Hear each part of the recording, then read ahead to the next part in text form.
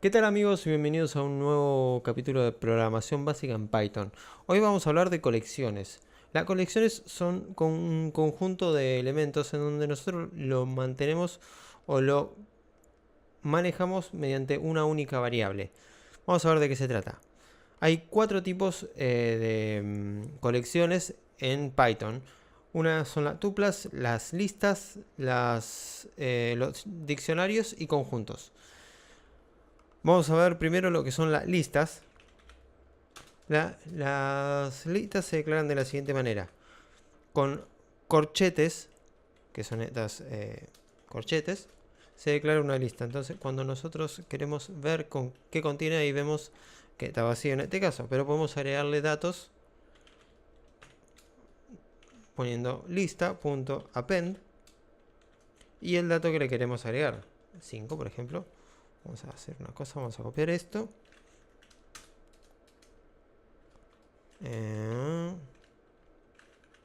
4. Fíjense que lo estoy repitiendo varias veces. Entonces ahora cuando vemos el contenido de la lista tenemos 5, 4, 7 que fueron los números que fuimos agregando. Bien. La particularidad de esta lista es que se mantiene ordenado. O sea, el primer elemento que agrego siempre va a estar en la primera posición. Recordemos siempre que los arrays, las colecciones, los índices siempre arrancan en 0. 0 es el primer elemento del índice. El primer índice del elemento. Ahora vamos a ver de qué se trata. Por ejemplo, si yo quiero acceder a ver qué hay en la variable, puedo poner lista en la posición 0 y me va a mostrar el número 5, que es el elemento que está dentro de esa posición. Si yo quiero ver el último, coloco -1, por ejemplo, sin importar el largo de la lista, y me va a mostrar el último elemento de la lista. También podemos marcar, vamos a agregar un par de elementos más para hacer este ejemplo. Vamos a agregar un texto, por ejemplo, texto. Y lista. Vamos a agregar otro texto. Estoy muy original hoy. Entonces vemos acá que tenemos un 5, un 4, un 7, un texto y otro texto. Son los 5 elementos de la lista. Recordamos que los índices van a ser del 0 al 4 en este caso, porque 4 es el último elemento de la lista. Si queremos acceder a un elemento fuera de la lista, como sería el elemento 5, fíjense que me va a tirar un error, porque el índice está fuera del rango de elementos que tengo dentro de la lista. O sea, no hay manera de que yo ingrese, consiga el elemento 5 cuando no existe. Es por eso que tira ese tipo de errores. Bien, entonces, si yo quiero mostrar o quiero extraer un rango de elementos, vamos a hacer lo que se llama un slicing. Un slicing lo que va a hacer es decirlo, vamos a ir del elemento 1, o sea, del segundo elemento de la lista, al elemento 3. Y entonces me va a mostrar el elemento 1 del índice 1 y el elemento del índice 2. El elemento del índice 3 no se muestra porque es hasta n-1. Seguimos con el índice -1, el índice final. Otra manera de hacer slicing es si yo quiero arrancar a partir del número del comienzo hasta el tercero, puedo colocarlo así. Puedo poner solamente 2 puntos y el último índice donde debo terminar. Entonces arranca 5, 4 y 7. De la misma manera puedo hacerlo de manera inversa. Puedo decir que arranque del segundo elemento del índice 1 y vaya hasta el final. Esto lo ejecuto y muestra el 4, 7, texto y otro texto, que son los restantes de la lista. Bien, también sí, se puede colocar vacío. Yo puedo colocar y me va a mostrar todos los elementos. Eso para extraer toda la lista. Bien, Ahora, ¿qué pasa si yo quiero recorrer uno por uno los elementos? Puedo utilizar un for. El for de los elementos in lista. Y acá puedo colocar print elementos.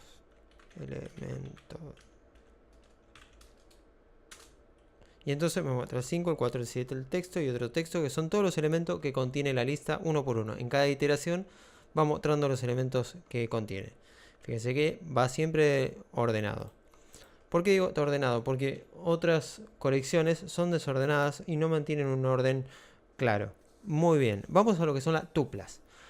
Las tuplas lo que tiene de diferente que no se puede modificar. Mantiene un orden, por ende los índices vamos a seguir utilizándolos, pero no se puede modificar. O sea, una vez que yo declaro una tupla, que se declarará de la siguiente manera, con paréntesis, con los elementos separados por coma también.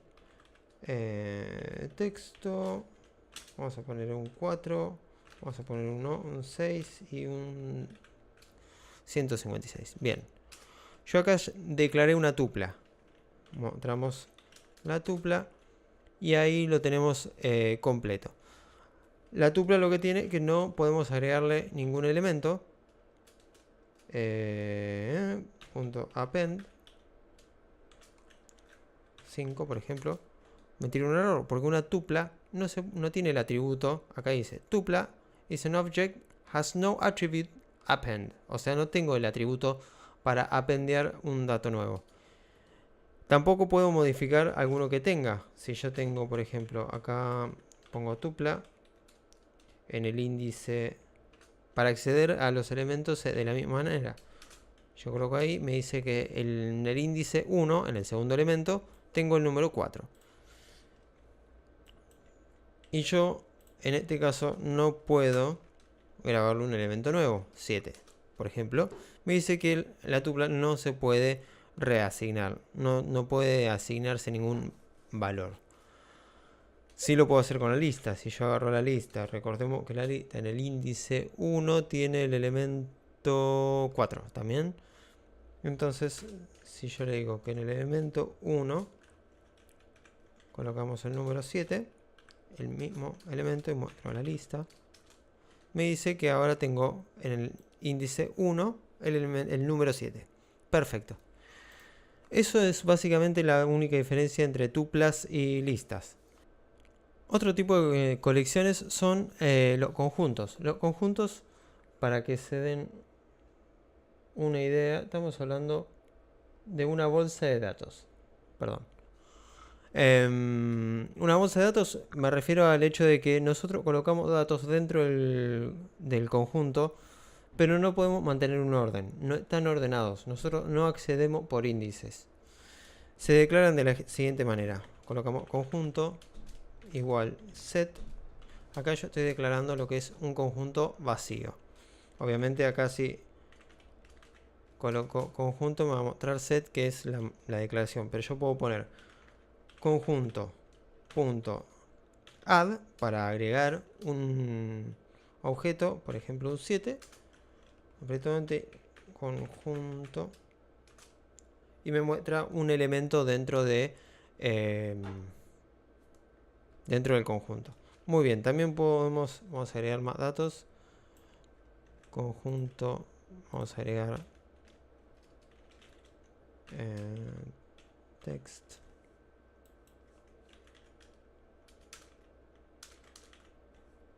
Y acá vamos a poner 5, 4 y acá 4 y acá un 16. Bien, conjunto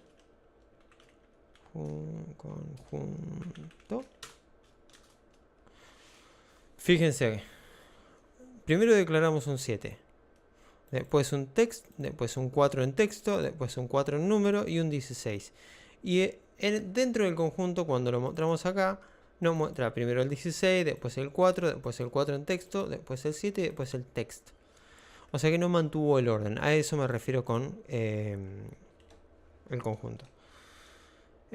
Puedo averiguar si un objeto está dentro del conjunto haciendo... Si yo coloco, por ejemplo, 16 in conjunto, se va a fijar si el elemento, el número 16, está dentro del conjunto y me da un booleano que sería true. O sea que está dentro del objeto. Si yo, por ejemplo, pongo 28, que no es un número, dentro del conjunto, conjunto, me va a decir que es false porque no lo contiene. Eso es una manera de corroborar si está o no un conjunto dentro de un dato, un elemento dentro de un conjunto. Muy bien. Siguiente colección. Los diccionarios. Los diccionarios son lo que son diccionarios. O sea, es una llave, una key, una palabra clave y el texto que sería la definición o el número, el valor que lo representa. ¿Cómo sería el diccionario? El diccionario se declara de la siguiente manera. Ponemos dic por diccionario. Abrimos llaves y colocamos un índice, una key, que puede ser un texto o un número, en este caso nombre, por ejemplo, 2 puntos, y el valor que puede ser Ramiro.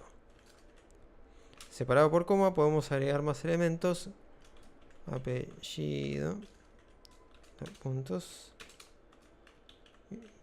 Videla, edad, Videla, coma, edad. Esto sirve mucho para lo que son elementos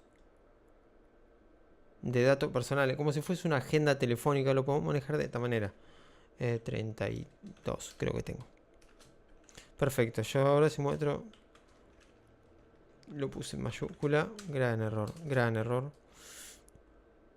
Y ahí tengo todos los datos del diccionario. Si yo quiero acceder a un dato dentro del diccionario, podemos colocar, por ejemplo, dic por diccionario en nombre. Y ahí me va a mostrar el valor dentro de esa key. La key es nombre y el valor es Ramiro en este caso. Muy bien, si yo quiero recorrer todos los datos dentro del diccionario, puedo hacerlo también con un for, como lo hacíamos antes. B in pusimos 10 puntos, se me fue el enter,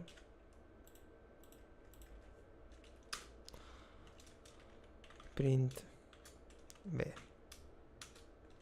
y ahí tengo nombre, apellido y edad. Esas son todas las key de los del diccionario. Si yo quiero mostrar los valores dentro de él, puedo hacerlo de la siguiente manera. Vamos a copiar esto y puedo decirle que me muestre el valor y el diccionario en esa llave. Entonces acá lo que va a hacer es decir cuál es el valor y cuál es el cuál es la key y cuál es el valor dentro del diccionario. Una manera más práctica de hacerlo también es, vamos a volver a copiar esto, decirle value, perdón, esto no es value, sino que sería key, o sea que vamos a hacer key, coma, value. Entonces me va a mostrar la key y el value. La otra manera es colocando punto items, que es una propiedad dentro del diccionario, items. Esto lo que va a hacer es devolverme todos los ítems dentro del diccionario. Ejecutamos esto y ahí está. Me muestra todas las llaves y todos los valores dentro del diccionario. Perfecto. Vamos a dejarlo acá en lo que son las colecciones, en las definiciones. para el próximo video vamos a empezar a hacer algunos retos, algunos desafíos como para poner en práctica todo lo que venimos viendo hasta ahora. Perfecto. Bueno, espero que les haya gustado el video y nos vemos en la próxima. Hasta luego.